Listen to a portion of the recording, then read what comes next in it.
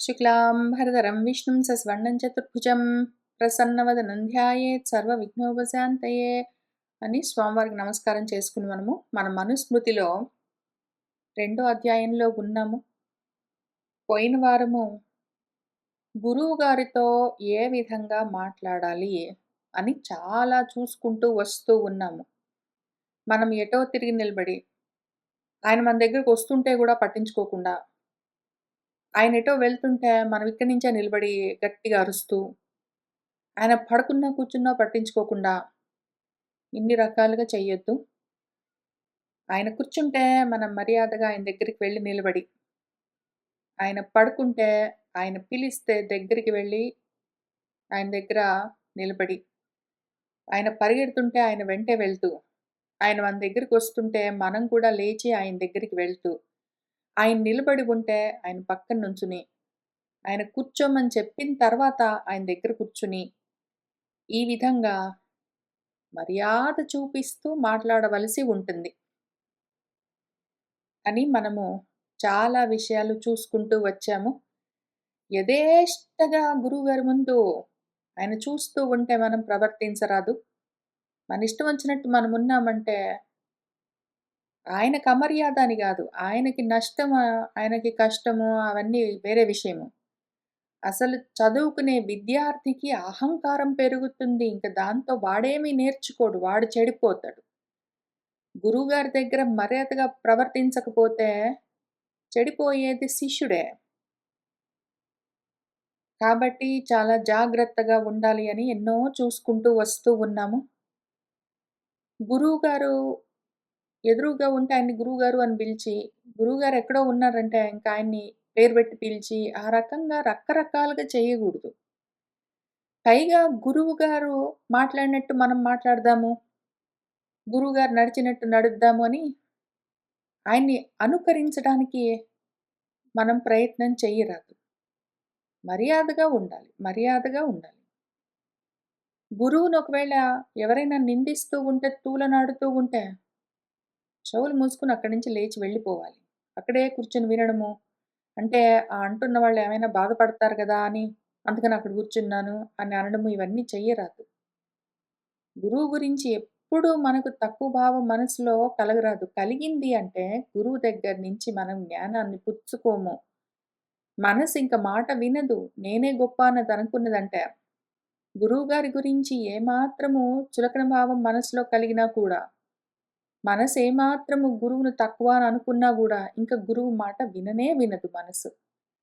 కాబట్టి దాన్ని జాగ్రత్త చేసుకోవాలి. గురువుగారు కావాలి, ఆయన చెప్పిన జ్ఞానం కావాలి అంటే, ఆయన చెప్తున్నంత సేపు, ఆయన్ని గురువుగా చూస్తూ ఉన్నంత సేపు, ఆయన పట్ల నాకు అహంకారం గాని, అహంభావం గాని రాకుండా జాగ్రత్త పడాలి.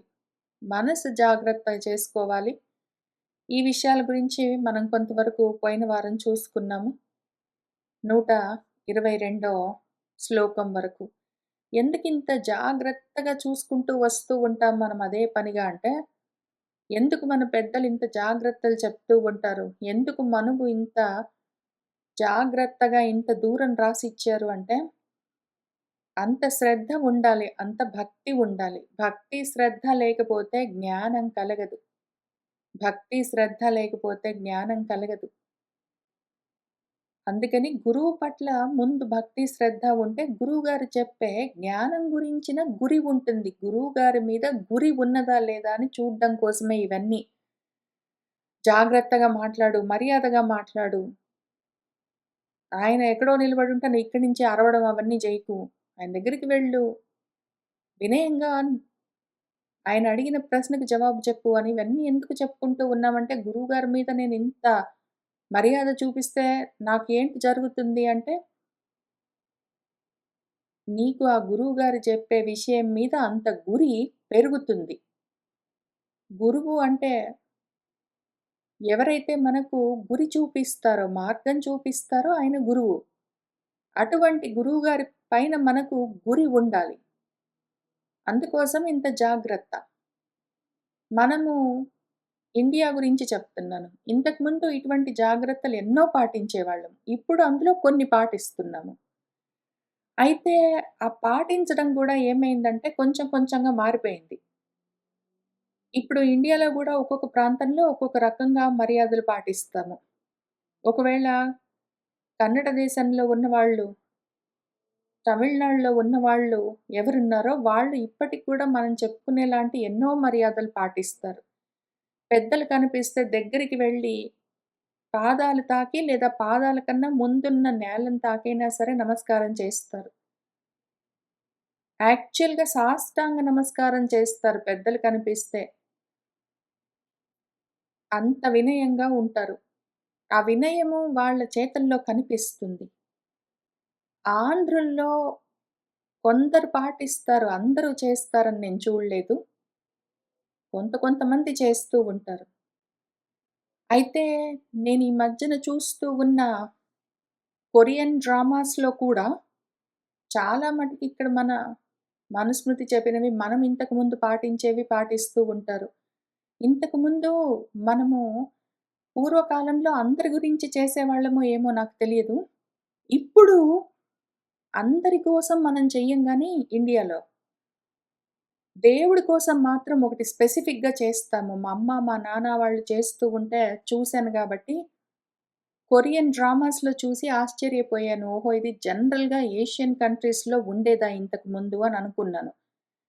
ఏమి అంటే దేవుడికి నైవేద్యం పెట్టేప్పుడు మనం ఏం చేస్తాము, కుడి చేతిని ఇట్లా అరచెయ్యి ఓపెన్ చేసి దేవుడి వైపు చూపిస్తూ, ఎడమ చెయ్యిని కుడి చేతి మోచేతి దగ్గర తాకుతాము. ఎడమ చెయ్యిని కుడి మోచేతికి తాకిస్తూ, కుడి చేయితో ఇలా చూపిస్తాము. నైవేద్యం పెడుతూ ఉన్నప్పుడు ఇలా చూపిస్తాము. అది భగవంతుడికి చేస్తాము తప్పనిసరిగా. అయితే వాళ్ళు కొరియన్స్ ఇప్పటికి గూడా వాళ్ళు ఎవరి కోసమైనా అంతే. వాళ్ళు భోజనం చేస్తూ ఉన్నప్పుడు అన్నం అందరూ కలిసి అన్నం తింటూ ఉన్నప్పుడు వాళ్ళకన్నా పెద్దవాళ్ళు అన్నం తింటూ ఉంటే అదే టేబుల్ మీద కూర్చొని, వీళ్ళు తినడం ఆపి చెయ్యి అట్లా చూపిస్తారు. దేవుడికి నైవేద్యం పెట్టేప్పుడు మనం ఎట్లా చూపిస్తామో, అట్లా వాళ్ళు ఇట్లా చెయ్యి ఊరికనే అట్ట పెడతారు. వాళ్ళు మళ్ళీ వాళ్ళు ప్లేట్‌లో వడ్డించుకున్నాకనో, లేతే గ్లాస్‌లో ఏదైనా మంచినీళ్ళు అవి పోసుకున్నాకనో, మళ్ళీ వీళ్ళు చెయ్యి వెనక్కి తీసుకొని వీళ్ళు అన్నం వీళ్ళు తింటూ ఉంటారు. ఆ మర్యాద ఇంతకు ముందు ఉండేదో ఏమో మనకి, లేదో తెలీదు గూడా. కానీ దేవుడికి మాత్రం అట్లా మనం చేస్తాము. చాలా మటుకు పెద్దలని ఏ విధంగా గౌరవించాలి, గురువులను ఏ విధంగా గౌరవించాలి అని మనం చెప్పుకుంటూ, తెలుసుకుంటూ వస్తూ ఉన్నామో, అవి దేవుళ్ళకి చేస్తాం మనము. దేవతా పరంగా అటువంటివి చేస్తాము. మామూలు మనుషులకు వదిలిపెట్టేసాము కొంతవరకు. కొన్ని కొన్ని ప్రాంతాల్లో నడుస్తున్నాయి. కొన్ని కొన్ని ప్రాంతాల్లో వేరే విధంగా మారిపోయాయి అట్లా. వీటిని చూస్తే మనకేం తెలుస్తూ ఉంటుందంటే, అసలు ఇవన్నీ ఎందుకు చేస్తాము అంటే శ్రద్ధ, భక్తి చూపించడం కోసము. గురుత్వం ఉన్నది అని చూపించడం కోసము ఇవి చేష్టలుంటాయి. చేతలుగా బయటపడతాయి. మనసులోని శ్రద్ధ, భక్తి, గురి ఈ చేతలుగా బయటపడుతూ ఉంటుంది. ఈ మాటలుగా బయటపడుతూ ఉంటుంది. అందుకోసం మనం చూసుకుంటూ ఉంటాము. వాడికెంత శ్రద్ధ ఉన్నది. గురువుగారి మీద ఎంత శ్రద్ధ ఉన్నది అంటే ఏమర్థము? గురువుగారు చెప్తూ ఉన్న విషయం పైన కూడా వాడికంత శ్రద్ధ ఉన్నది అని తెలుస్తూ ఉంటుంది. అందుకని మనం ఇంత జాగ్రత్తగా చూసుకుంటూ ఉంటాము. శిష్యుల్లో ఎటువంటి మనస్థితి ఉన్నది అని బయటపడి కనిపిస్తూ ఉంటుంది. నిర్లక్ష్యంగా ఉంటాడు వాడు, అశ్రద్ధగా ఉంటాడు వాడు, పట్టించుకోడు, గురువు సైడ్ తిరిగి చూడడు, సరిగ్గా మాట్లాడడు, పలకరిస్తే వినడు, ప్రశ్న అడిగితే జవాబు చెప్పడు. ఈ రకంగా వాడున్నాడు అంటే గురువుగారి మీద శ్రద్ధ చూపించట్లేదు అంటే గురువుగారి పైన భక్తి చూపించట్లేదు అంటే, గురువుగారు చెప్పే విద్య పైన గూడా వాడికి అటువంటి నిర్లక్ష్య భావనే ఉన్నది అని తెలుస్తూ ఉంటుంది. అందుకనే ఈ కారణాలకి మనం ఇంత జాగ్రత్తగా చూసుకుంటూ వస్తూ ఉంటాము. ఇప్పుడింకా కొన్ని చూసుకుందాము. దూరస్థః న అర్చయేత్యేనం న క్రుద్ధః న అంతికే స్త్రియాః యాన ఆసనస్థః చ ఏవ ఏనం అవరుహ్య అభివాదయేత్. గురువుగారు దూరస్థః దూరంగా ఉన్నాడనుకోండి, ఇంకిక్కడి నుంచే "నమస్కారమండే గురువుగారు" అని ఆ రకంగా చెప్పడానికి వీల్లేదు. గురువుగారిని ఇక్కడి నుంచే ఇంత దూరం నుంచే నమస్కారం చేయడానికి వీల్లేదు. ఆయన దగ్గరికి వెళ్ళి ఆయన పక్కన నుంచుని నమస్కారం చెయ్యాలి. అట్లానే వృద్ధః ఏనం న అర్చయేత్, కోపంగా ఉండి గూడా నమస్కారం అండి. నమస్కారం చేయమన్నారండి. అందుకని నమస్కారం చేస్తున్నా. నమస్కారం అని చెయ్యమన్నారు కాబట్టి ఏదో ఒకటి చెయ్యడం గాదు. శ్రద్ధగా చెయ్యాలి. చేయమన్నారు. గురువుగారు కనిపిస్తే నమస్కారం చేయమన్నారు గాబట్టి, ఇంకెక్కడి నుంచో జేయడం, దూరం నుంచి జేయడం, హడావిడిగా జేయడం, కోపంగా జేయడం, ఇవన్నీ చేయరాదు. మళ్ళీ శ్రద్ధ ఉండాలి, భక్తి ఉండాలి. ఎందుకు?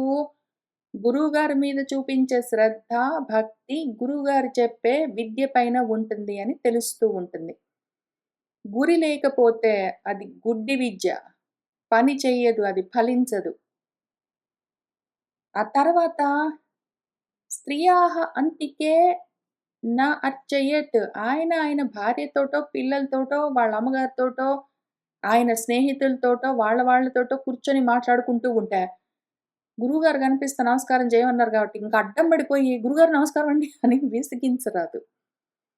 మర్యాద చూసుకో నువ్వు, పరిస్థితి చూసుకో. దేశ కాల పరిస్థితులు చూసుకొని, అర్థం చేసుకొని అప్పుడు నమస్కారం చేయాలి. గురువుగారికి దండం పెట్టమన్నారు కాబట్టి ఎక్కడ పడితే అక్కడ అడ్డం పడిపోయి నమస్కారాలు చేయకూడదు. జాగ్రత్తగుండాలి. తెలుసుకొని చేయాలి. యాన యానంలో అంటే ప్రయాణ వాహనాల్లో కార్‌లో కూర్చొని ఆయన ఎటునుంచో పోతుంటే కార్‌లోంచి గట్టిగా "నమస్కారం అండి గురుగారు" అని అరవగూడదు. ఒకవేళ నువ్వు ఎటో ఎళ్తున్నావో, కార్‌లో ఉన్నావో ఏంటో, బండి మీద ఉన్నావో ఆయన కనిపిస్తే దిగు. ఆ కారు దిగి ఆయన దగ్గరికి వెళ్లి నిలబడి నమస్కారం చెయ్యి. నమస్కారం చేయమన్నారు కాబట్టి ఎక్కడ కనిపిస్తే అక్కడ ఎట్లా పడితే అట్లా ఏ పరిస్థితిలో పడితే ఆ పరిస్థితిలో చేయడానికి వీల్లేదు. ఆసనస్థః గురువుగారు కనపడగానే నమస్కారం చేయమన్నారని నువ్వు కూర్చొని నమస్కారం చేయకూడదు. నువ్వు కూర్చున్నావనుకో ఆయన అటునుంచి ఎళ్తుంటే గబక్కన నమస్కారం చేసేయొద్దు. ఆయన అటునుంచి వెళ్తూ ఉన్నాడు చూసి ఊరుకో. లేదా ఆయన అక్కడ ఉన్నాడు. నువ్వు కూర్చొని నమస్కారం చేయకు. లేచి దగ్గరికి వెళ్లి నిలబడి నమస్కారం చెయ్యి. కాబట్టి ఒకవేళ యానస్థః, ఆసనస్థః అయి ఉంటే, ఏదో ప్రయాణ వాహనంలో ఉన్నావో, ఏదో కుర్చీలో కూర్చున్నావో అయితే, అవరుహ్య లే లేచి వెళ్లి నమస్కారం చెయ్యి. నమస్కారం చెయ్యకపోవడము దోషము. గురువుగారు కనిపిస్తే గూడా నీకు నమస్కారం చేయబుద్ధి గావట్లేదంటే, నీ గురువుగారి మీద గురి లేదు. ఇంకా ఆయన జెప్పే విద్య నీ మనసు పట్టుకోదు. కానీ నమస్కారం చేయమన్నారు గదా అని నీ ఇష్టం వచ్చినట్టు ఆయన ఎక్కడ కనపడితే అక్కడ ఎట్లా పడితే అట్లా ఏ పరిస్థితిలో కనిపించినా సరే ఇంకా వెంటబడి నమస్కారాలన్నీ చేయరాదు. నీకు కోపమొచ్చిందనుకో, ఆయన మీద ఎందుకు కోపమొచ్చిందో ఆలోచించుకో. పోనీ ఆయనకే చెప్పు. 2 ఆప్షన్స్ ఉన్నాయిక్కడ. ఒకటి నువ్వే కూర్చొని ఆలోచించుకో. ఆయన మీద నీకెందుకు కోపము? దేనికొచ్చింది నీకు కోపము? ఎందుకు అలిగావు గురువుగారి మీద? లేదా ఇంకెవరి మీదైనా సరే అని ఆలోచించుకో. కోపం తగ్గిన తర్వాత, కోపం చల్లారాక ఆలోచించుకొని నెమ్మదిగా వెళ్లి మళ్ళీ గురువుగారికి నమస్కారం చెయ్యి పర్వాలేదు. అర్జెంట్‌గా చేయవలసిన అవసరం లేదు. నీకెందుకుందో కోపం దాని గురించి ముందు ఆలోచించుకో. లేదా నీకు అర్థం కాకపోతే నీకెందుకు అంత కోపం వస్తుందో మాట మాటికి నీకు అర్థం కాకపోతే గురువుగారినే అడుగు. గురువుగారు నాకెందుకో ప్రతిదానికి కోపం వస్తుందండి. లేతే గురువుగారు మీరు ఇందాక నన్ను అరిచారండి నాకు కోపం వచ్చిందండి. ఏదో ఒకటి గురువుగారినే అడుగు. ఆయనే చెప్తాడు. నీకు కోపం తగ్గే మార్గం చూపిస్తాడు. ఆ తర్వాత నమస్కారం చెయ్యి. తొందరేం లేదు. ఆ తర్వాత ప్రతివాతే అనువాతే చ న ఆసీత గురుణా సహ అసంస్రవే చ ఏవ గురోః న కించిదపి కీర్తయేత్. గురుణా సహా గురుగారితో పాటు పక్కనే నా ఆసీతః ఆయన మీద పడి కూర్చోకు. ప్రతివాతే అనువాతే నువ్వు పీలుస్తూ, వదులుతూ ఉన్న గాలులు ఆయనకి తాకేటట్టు అంత దగ్గరగా నీ ఊపిరి ఆయనకి తాకేట్టు అట్లా ఆయన మీద పడిపోకు. మాట్లాడుతూ మామూలుగా ఏమో గాని స్కూల్స్‌లో చిన్న పిల్లలు 10థ్ క్లాస్ వరకు అట్లా కాలేజెస్‌లో గూడా ఏమో టీచర్ అక్కడ కుర్చీలో కూర్చొని ఆ డెస్క్ మీద ఏమైనా పుస్తకాలు పెట్టుకొని రాస్తుంటాడో, కరెక్షన్ చేస్తుంటాడో ఏదైనా. ఇంకా చాలా మంది స్టూడెంట్స్ వెళ్ళిపోతారు. ఆయన చుట్టూ మూగుతారు. ఆయన మీద పడుతూ ఉంటారు. ఆ రకంగా చేయరాదు. టీచర్ గూడా కొంచెం పక్కన నిలబడతావా? కొంచెం అక్కడ నిలబడరా, అక్కడ నిలబడు, కొంచెం దూరంగా నిలబడు అని చెప్పిన దాకా చేసుకోరాదు. మన ఊపిరంతా ఆయనకి తాకేంత దగ్గరగా వెళ్లి ఆయన మీద పడిపోకుండా నిలబడవలసిన పని లేదు. కొంచెం దూరంగా నిలబడి మాట్లాడొచ్చు. దూరం అంటే మళ్ళీ ఎక్కడో పక్క రూమ్‌లోకెళ్ళి నిలబడి గాదు. దూరంగా నిలబడమంటే ఇంక ఎటో వెళ్ళిపోవడం, దగ్గరగా నిలబడమంటే మీద పడిపోవడం అవన్నీ చెయ్యొద్దు. చూసి చెయ్యాలి. జాగ్రత్త. ఆ తర్వాత అసెన్స్ ఆయనకి సరిగ్గా వినపడట్లేదనుకోండి. ఫోను సరిగ్గా పనిచేయట్లేదు ఫోనులో మాట్లాడుతుంటేనో, లేతే అక్కడ కొంచెం గొడవ ఎక్కువుందో, లేతే ఆయన కొంచెం దూరంలో ఉన్నారో, లేతే ఆయనకే సరిగ్గా వినపడట్లేదో, లేతే ఆయనే ఇంకేదైనా ఆలోచించుకుంటున్నారో, ఇంకెవరితోటైనా మాట్లాడుతూ ఉన్నారో, ఆయన సరిగ్గా వినట్లేదు, లేదా ఆ సమయంలో ఆయన వేరే పనిలో ఉన్నారు, లేదా ఆయనకి వినిపించట్లేదంటే, అయినా సరే నేను జెప్పేది నేను చెప్తాను, నేను చెప్పే నమస్కారం నేను జేస్తాను అని అట్లా మొండిగా చెయ్యరాదు. గురోహో అసంస్రవే ఆయన సరిగ్గా వినిపించుకోవట్లేదంటే, ఆయనేదో తొందరలో ఉన్నాడు, వేరే పనిలో ఉన్నాడు, కొంచెం దూరంగా ఉన్నాడు, లేదా ఆయనకి ఆ ఉపకరణాలు సెల్ ఫోన్స్ లాంటివి సరిగ్గా పనిచేయట్లేదు. ఏదో కారణంగా ఉన్నప్పుడు ఆగు. ఆ సమయంలో కించిదపి నా కీర్తయేతేమి చెప్పకింక. ఆయన్ని విసిగించొద్దు. ఆయన మళ్ళీ మళ్ళీ "ఏమోరా నువ్వు చెప్తుంది సరిగ్గా వినిపించట్లేదు" అంటే, అదే నేనేమంటున్నానంటే "గురుగారు" అని "ఉండురా నాకు సరిగ్గా వినిపించట్లేదంటే" "అదే నేను ఇందాక చెప్పింది అదేనండి గురుగారు. ఇందాకేం చెప్పారంటే" అని వెంటబడి చెప్పొద్దు. ఆగు. ఆగు. ఆ సెల్ ఫోన్ కనెక్షన్ ఏంటో సరిగ్గా చూసుకున్న తర్వాత చేసి మాట్లాడొచ్చు. తొందర లేదు. నువ్వు చెప్పే విషయము అంత అర్జెంట్ గాదు. ఇప్పుడు ఏదో విధంగా ఆయన ప్రాణం బిక్కదిని చెప్పడానికి. లేదా ఆయన వేరేదేదో ఆలోచించుకుంటున్నాడు. ఎవరితోటో మాట్లాడుతున్నాడు. ఎటో వెళ్తున్నాడు. ఏదో పనిలో ఉంటాడంటే, నువ్వు అర్జెంట్‌గా ఇప్పుడు నీ మనసులోకొచ్చింది ఆయనకి చెప్పి తీరవలసిందని ఏముందక్కడ? ఆగు. ఆగు. తొందరపడకు. ఆ తర్వాత గో అశ్వ ఉష్ట్రయాన ప్రాసాద ప్రస్తరేషు కటేషు చ ఆసీత గురుణాసార్థం శిలాఫలక నౌషు చ. మరైతే ఎప్పుడు గురువుగారి దగ్గర కూర్చోవచ్చు? ఎప్పుడు గురువుగారికి దగ్గరగా ఆయనకు సమానంగా కూర్చోవచ్చు. ఎందుకు అంటే ఎప్పుడైనా సరే గురువుగారి కన్నా తక్కువ ఆసనంలో కూర్చోవాలి. గురువుగారి కన్నా తక్కువ శయ్యలో పక్క పైన పడుకోవాలని ఇంతకుముందు చూసుకున్నాము. ఎందుకంటే గురువుగారి కన్నా పైన ఉచ్చంగా ఒకవేళ మన పక్క ఉన్నది ఉచ్చంగా మన ఆసనం ఉన్నది అంటే ఉచ్చ నీచాలు చూసుకోవట్లేదు. ఎక్కువ తక్కువలు చూసుకోకుండా మనము ఆయన కన్నా పైన ఉన్నాము అంటే మాత్రము ఆయనతో సమానంగా కూర్చుంటాము. ఆయన కన్నా పైన కూర్చుంటామంటే మనమింక మన మాట అదెక్కడ వింటుంది?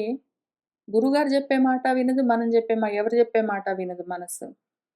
ఇక్కడేమో గురువుగారి కన్నా కొంచెం తక్కువగా కిందుగా ఉన్న ఆసనం పైన కూర్చోమని ఇక్కడ జెప్పారు. ఇంతకుముందు ఏం జెప్పారు?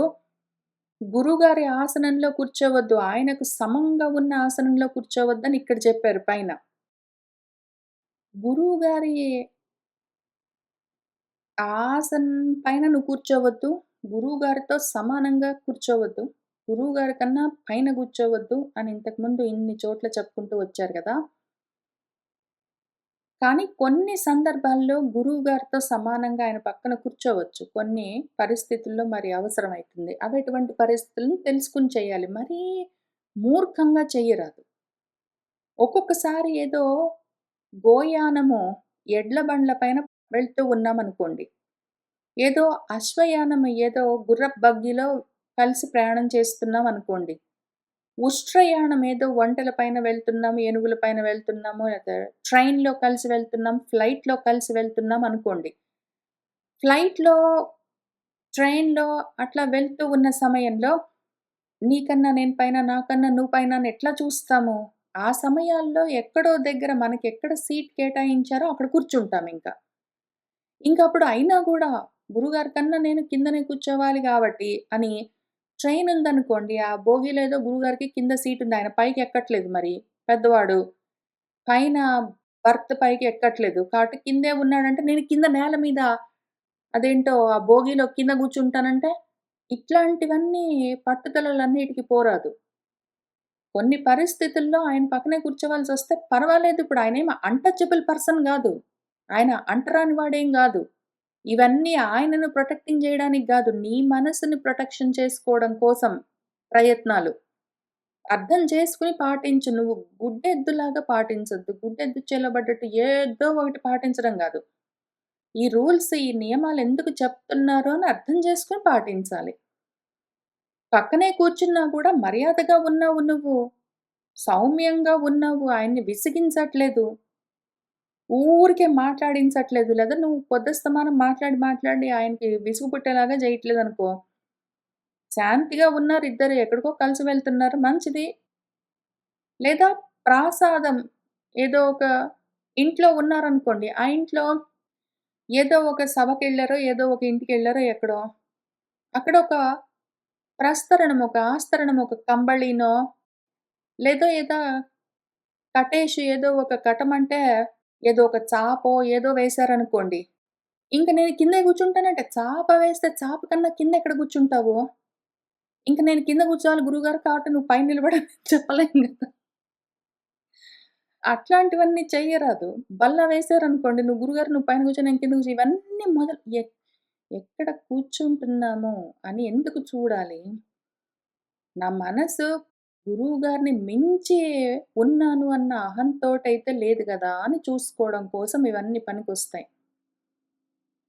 లేదా ఒక్కొక్కసారి శిలల పైన ఎక్కడికో వెళ్ళాం మనం. బండరాళ్ళ మీద కూర్చోవాల్సొచ్చింది. గురువుగారు నువ్వు పైన బండ మీద కూర్చో, నేను కింద బండ మీద కూర్చో. గురువుగారు పెద్దవాడు. ఒక్కొక్కసారి మరి పైకెక్కలేకపోతే ఆయన ఎక్కడో దగ్గర కూర్చుంటాడు. అక్కడ ప్లేస్ లేదు. నువ్వు కొంచెం పైకి వెళ్లి కూర్చోవలసి వస్తే ఇంక గొడవలన్నీ పెట్టుకోవద్దు. ఎక్కడో దగ్గర. అట్లాంటి పరిస్థితి కొన్ని ఎక్సెప్షన్స్ ఉంటాయి ప్రతి రూల్‌కి. ఏదో ఫలకాలున్నాయనుకోండి. ఏదో ఫలకముంది. బల్ల అట్లాంటిదేదైనా ఉన్నదనుకోండి.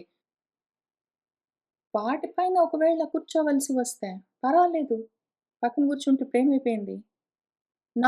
నౌకలేమైనా నావల్లో, పడవల్లో వెళ్తున్నాము, ట్రైన్‌లో వెళ్తున్నాము, ఫ్లైట్‌లో వెళ్తున్నాము, కార్‌లో వెళ్తున్నాము. కార్‌లో వెళ్తున్నామనుకోండి ఏదో, ఆయన కూర్చున్నాడు సీట్‌లో. నేను కిందే కూర్చుంటానని నువ్వు కింద కార్‌లో కిందెక్కడ ఇరుక్కొని కూర్చుంటావు? ఇట్లాంటివన్నీ చేయరాదు. చూసుకొని చేసుకో. జాగ్రత్తగా చేసుకో. ముఖ్యమేంటంటే నువ్వు ఎక్కడ కూర్చున్నావని ముఖ్యం కాదు. నీ మనసు ఎట్లాంటి స్థితిలో ఉన్నదన్నది ముఖ్యం. దాని మీద ఫోకస్ చెయ్యి. ఆ తర్వాత గురौ సన్నిహితే గురువత్ వృత్తిం ఆచరేత్ న చ అనిసృష్టః గురుణా శ్వాన్ గురూన్ అభివాదయేత్. ఇంతే గాదు. గురువుగారు ఉన్నారనుకోండి. ఆయన దగ్గర గూడా మన గురువు గారిని ఏ విధంగా మనం గౌరవిస్తామో అంతే గౌరవంతో, అదే గురు వృత్తితో మనము ఆచరించవలసి ఉంటుంది. అదే శిష్య వృత్తిని అవలంబించవలసి ఉంటుంది.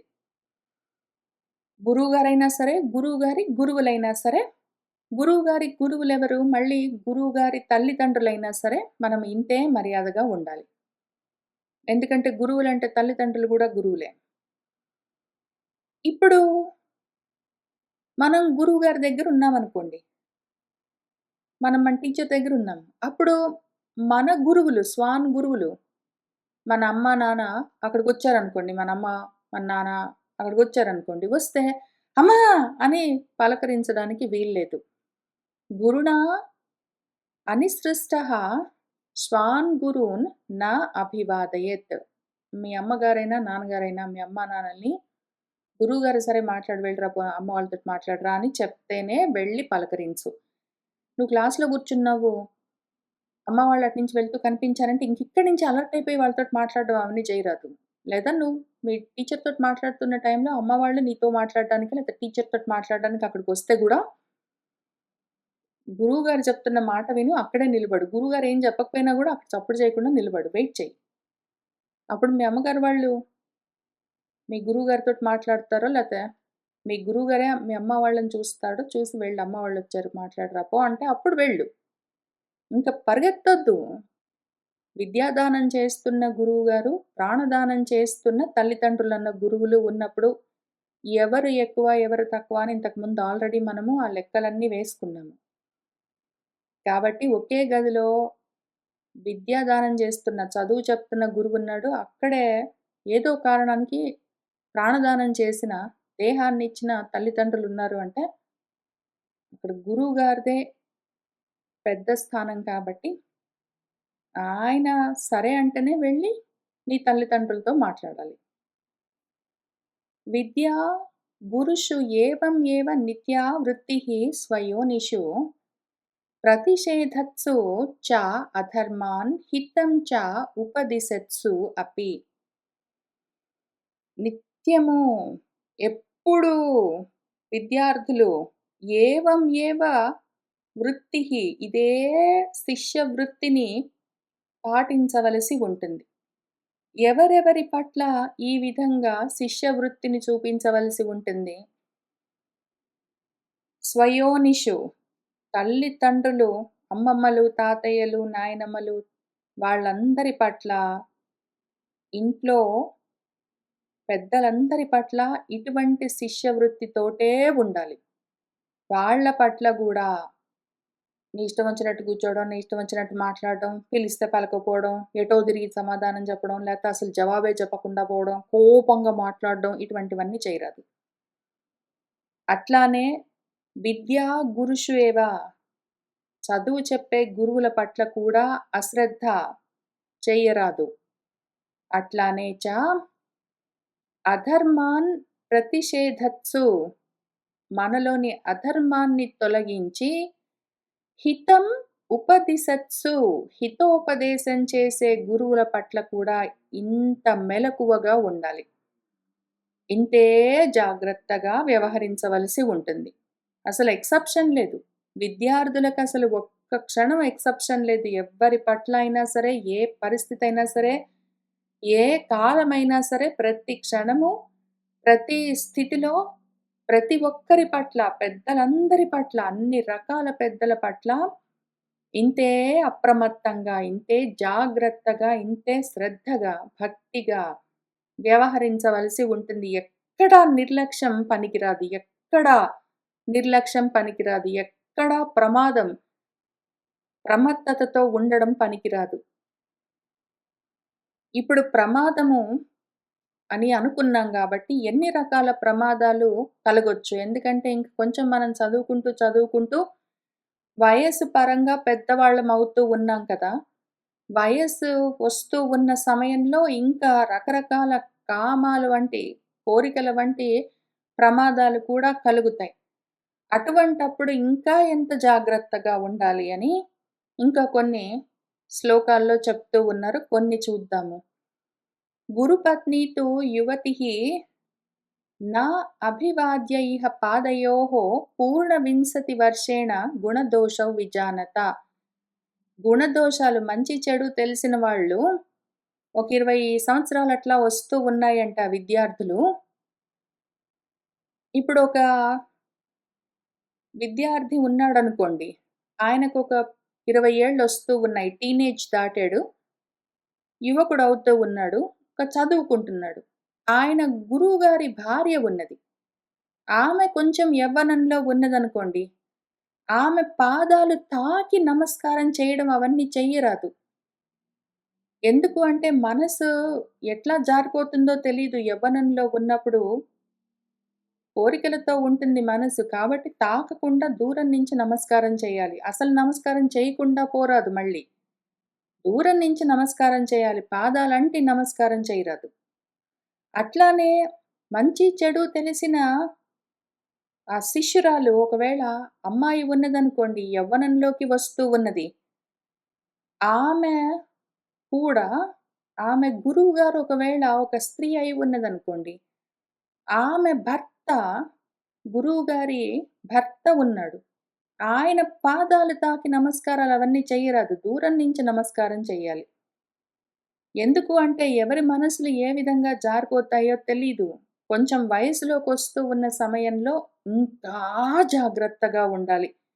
పసి వయస్సులో పర్వాలేదు గానీ, టీనేజ్ దాటుతూ ఉంటే యవ్వనంలోకొస్తూ ఉన్నప్పుడు విద్యార్థులకు మనసు జారిపోయే అవకాశాలు ఎక్కువుంటాయి. అప్పుడు ఇంకా జాగ్రత్తగా ఉండాలి. స్వభావః ఏషః నారీణాం నరాణాం ఇహ దూషణం అతః అర్థాన్ న ప్రమాద్యంతి ప్రమదాసు విపశ్చితః. ఏషః స్వభావః ఏవ. స్వభావం ఇట్లా ఉంటుంది. మనుషుల స్వభావము. ఆడవాళ్ళైనా సరే, మగవాళ్ళైనా సరే అది కొంచెము దూషణీయమైన అంటే జారిపోయే మనస్తత్వం ఉంటుంది. ఎంతో జాగ్రత్తగా ఉంటే కూడా జారిపోయే అవకాశాలు కనిపిస్తే మనసు జారిపోతుంది. దాని లక్షణం అదది. దాని స్వభావము. దాన్నేమంటాము? మనం జాగ్రత్తగా ఉండాలి.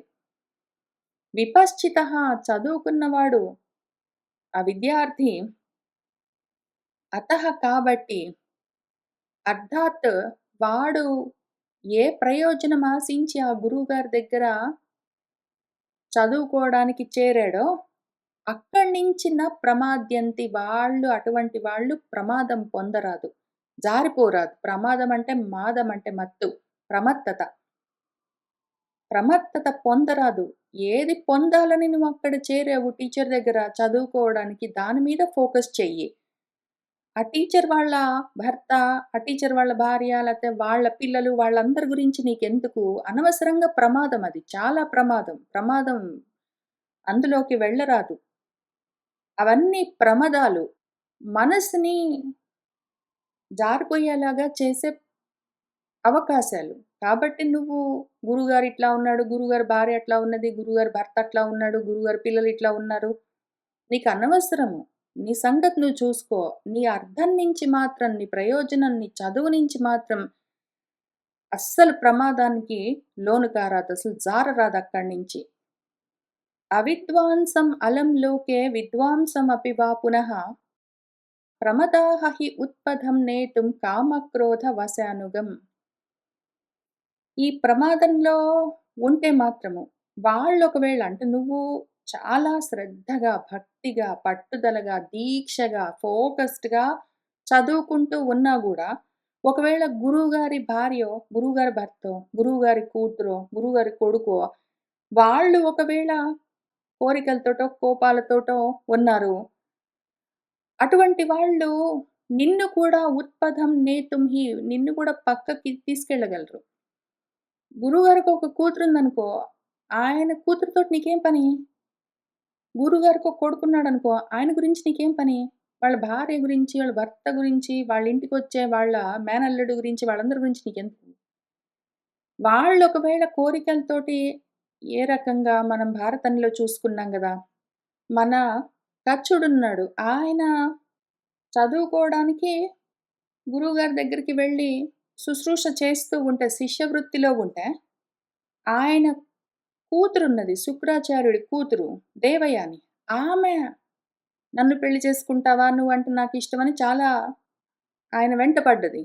ఆయన అహా! దేనికి అస్సలు కొంచెం గూడా ప్రమాదంలో లేడు. కొంచెం గూడా అసలు ప్రమత్తతతో లేడు. అమ్మా! నేను చదువుకోవడానికొచ్చాను అన్నాడు. చదువు మీదే ఫోకస్ చేశాడు. చదువుకున్నాడు. వెళ్ళిపోయాడు. అట్లానే ఉండాలి. ఇంకక్కడి నుంచి అటు ఇటు చూసామంటే జారిపోతాము. చాలా కష్టమైతుంది. అసలు యాక్చువల్‌గా ఈ కామము, క్రోధము వీటికి వశమవ్వడము ఇంక ఎటువంటి వాళ్ళకైనా ఉంటుంది అటువంటి స్థితి. అంటే వాళ్ళకు చదువు సరిగ్గా లేదండి. కొంచెము మూర్ఖులు, అజ్ఞానులు అందుకని వాళ్ళకట్లా ఉంటుందంటే కాదు. విద్వాంసం అనేమి లేదు. విద్వాంసులు గాని, అవిద్వాంసులు విద్యలతోటి సంబంధం లేదు. ఎటువంటి వాళ్ళకైనా సరే ఈ లోకంలో ఆ ప్రమాదము, కోపము, కోరిక ఉన్నాయి. అటువంటి కోపాలు, కోరికలు ఉన్నవాళ్ళు ఉన్నారు అంటే, ఇంక వాళ్ళు అలం చాలు. మనల్ని అటు లాగేస్తారు. కాబట్టి ఇంకా ఎక్కువగా ఫోకస్డ్‌గా మన చదువు మీదే మన మనసు నిలబెట్టి ఉంచాలి. అట్లానే ఎందుకైనా మంచిది గురువుగారి భార్య, గురువుగారి భర్త, గురువుగారి కూతురు, కొడుకు, మేనల్లుడు, కోడలు వీళ్ళే గాదు. మన గురువులు మన ఇంట్లో ఉన్నారు పెద్దవాళ్ళు. మన అమ్మ ఉన్నది, మన అక్కయ్య ఉన్నది, మన చెల్లెలున్నది, మన సొంత కూతురున్నది లేకపోతే. వీళ్ళతోటైనా సరే స్వస్త్ర దుహిత్రా వా న వివిక్తాసనః భవేత్. బలవాన్ ఇంద్రియగ్రామః విద్వాంసమపి కర్షతి. ఎంత విద్వాంసుడైనా సరే, ఆ ఇంద్రియాల సమూహం ఆ గ్రూప్ ఒకటున్నది. అమ్మో! ఇంద్రియాలున్నాయి. కళ్ళు, కాళ్ళు, చేతులు, ముక్కు, నోరు అన్నీ. అవెంత బలంగా ఉంటాయంటే, మనం ఎంత మంచి వాళ్ళమని అనుకున్నా, ఎంత చదువుకున్న వాళ్ళమని అనుకున్నా, ఎంత ధర్మం తెలిసినా, ఎంత నిగ్రహమున్నా, ఏమున్నా, ఏమి లేకపోయినా సరే బలంగా లాగేస్తాయి అవి. ఆ ఇంద్రియాలు అటు ఈడ్చేస్తాయి. మనసుని పట్టుకొని లాగుతాయి. ఇంక మనసు జారిపోతుంది. కాబట్టి జాగ్రత్తగా ఉండాలి. అమ్మతోటైనా సరే, అక్కయ్యో, చెల్లెలో, కూతురో ఎవరితోటైనా సరే, కోడలైనా సరే, ఎవరైనా సరే వివిక్తాసనః న భవేత్. ఏకాంతంగా ఉండరాదు. అంటే ఒక 5 నిమిషాలు, 10 నిమిషాలు అట్లా ఉంటే పర్వాలేదు. కానీ ఒక వయసుకొచ్చిన తర్వాత కొడుకుతో కలిసి తల్లి, కూతురుతో కలిసి తండ్రి, అన్నా చెల్లెళ్ళు, అక్క తమ్ముళ్ళు అట్లా కలిసి జీవించరాదు. ఏమైనా జరుగుతాయి. నాకు ఎన్ని ఎగ్జాంపుల్స్ తెలుసు. పర్సనల్‌గా నా చుట్టుపక్కల ఉన్న వాళ్ళందరూ కొంతమంది ఈ విధంగా కోరికలతో ఉన్న వాళ్ళని చూసాను. నాతో మాట్లాడారు. వాళ్ళందరూ చెడు ప్రవర్తన కలిగిన వాళ్ళు, వాళ్ళందరూ తెలివి తక్కువ వాళ్ళు, వాళ్ళందరూ దుర్మార్గులని చెప్పలేము. అందరూ మంచివాళ్ళే. చదువుకున్న వాళ్ళు, తెలివి కలిగిన వాళ్ళు, ధర్మం తెలిసిన వాళ్ళు. కానీ ఇంద్రియాలు అట్లా ఉంటాయి. లాగేస్తాయి ఎటువంటి వాడినైనా సరే. కాబట్టి జాగ్రత్తగా ఉండాలి.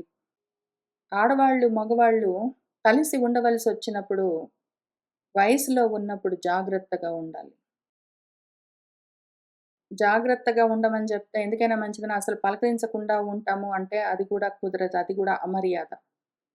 కాబట్టి ఏం చేయాలంటే కామంత్ గురుపత్నీనాం యువతీనాం యువా భువి విధివత్ వందనం కుర్యాత్ అస్సౌ అహమితి బ్రువన్. కావాలంటే అవసరం కాబట్టి గురుపత్ని ఒకవేళ యువతి అయినా సరే, గురువుగారి భర్త ఒకవేళ యువకుడైనా సరే, ఈ విద్యార్థి ఒకవేళ ఆ అమ్మాయి 20 ఏళ్ళు, 25 ఏళ్ల వయసు యువతి అనుకోండి. ఆమె గురువుగారి భర్త యువకుడనుకోండి. ఈమె దూరం నుంచి నేలకు చేతులు తాకించి విధిపూర్వకంగా వందనం కుర్యాత్ నమస్కారం చెయ్యాలి. లేదా అతను ఆ విద్యార్థి ఒక 20 సంవత్సరాలు, 25 ఏళ్ళు అట్లా ఉన్న యవ్వనంలో ఉన్న యువకుడనుకోండి. గురుపత్ని కూడా యువతి అనుకోండి. ఆమె పాదాలు తాకి మరి నమస్కారం చేయరాదు. దూరంగా ఉంటే మంచిది. మనసులు జారిపోతాయి. ఎవరివైనా సరే. అందుకని భూమి మీద చేతులు భూమికి తాకించి ఆమె పాదాల ముందు కొంచెం దూరంగా భూమికి చేతులు తాకించి దూరం నుంచి నమస్కారం చేయాలి. చేస్తూ మళ్ళీ ఈ పద్ధతంతా ఇంతే. విధిపూర్వకంగా చేయాలి గదా నమస్కారం. కాబట్టి పద్ధతి మాత్రం మారదు. అసవాహమితి పైన చెప్పుకున్నాం గదా! నా పేరు పలాందండి అని చెప్పి, నా పేరు మీనా అని చెప్పి, లేతే నా పేరు కృష్ణ అని చెప్పి నమస్కారం చెయ్యాలి. రామోహంభో అభివాదయే, సీతాహంభో అభివాదయే అని పేరు చెప్పుకుని దూరంగా నేలకు చేతులు తాకించి నమస్కారం చెయ్యాలి. అంటే ప్రతిరోజు భూమికి చేతులు తాకించి నమస్కారం చేయడం లేదా గురుపత్ని కొంచెము వృద్ధురాలు, గురువుగారి భర్త కొంచెం వృద్ధుడైతే ప్రతిరోజు పాదాలు తాకి నమస్కారం చేయాలంటే ఎంతవరకో చూద్దాము. విప్రోష్య పాదగ్రహణం అన్వహం చ అభివాదనం గురుదారేషు కుర్వీత సతాం ధర్మం అనుస్మరన్. సత్పురుషులు చూసుకుంటూ, ధర్మాన్ని ఆచరిస్తున్నానా లేదా అని జాగ్రత్తగా చూసుకుంటూ, గురుదారేషు గురువుగారి భర్త లేదా గురువుగారి భార్య వాళ్లకు అన్వహం ప్రతిరోజు అభివాదనం కుర్వీత నమస్కారం చేయాలి. ప్రతిరోజు నమస్కారం చేయాలి.